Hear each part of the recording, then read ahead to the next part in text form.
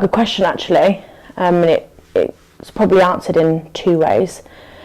One, with the new team members come massive amounts of experience and industry knowledge and previous work, which is huge for us.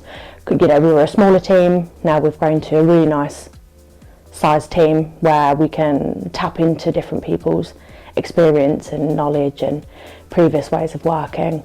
There will be things that the new guys have done before that maybe we haven't, and vice versa. So I think it's, in terms of what the team can bring, it's definitely experience probably is the one up there for me.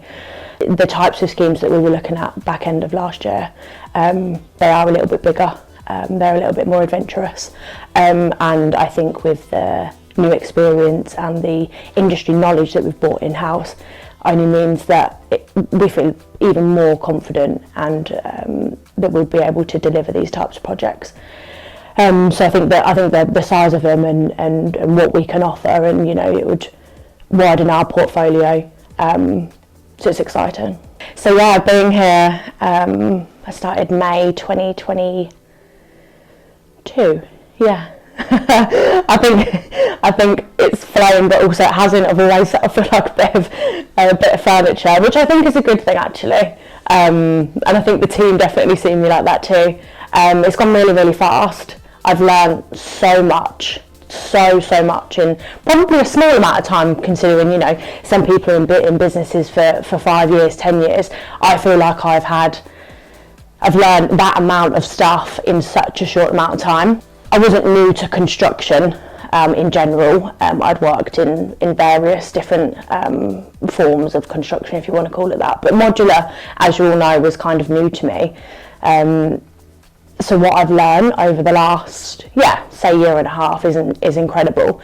I've kind of always wanted to be this powerhouse.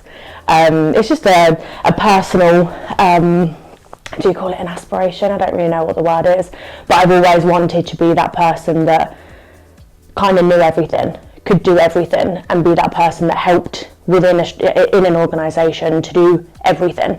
And I feel like the last year and a half, with the knowledge that I've gained and the type of work that I do, I'm slowly becoming, hopefully, the powerhouse that I'd like to be. You have more of niche roles where you have to concentrate maybe on one specific thing, or a task might take you X amount of time.